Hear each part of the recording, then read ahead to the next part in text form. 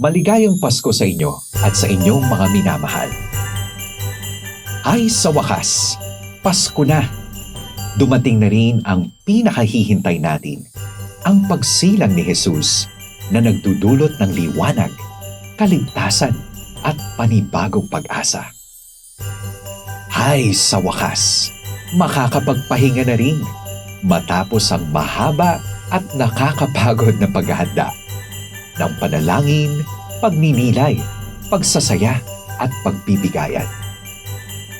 Pasko bilang araw ng pahinga? Bakit hindi?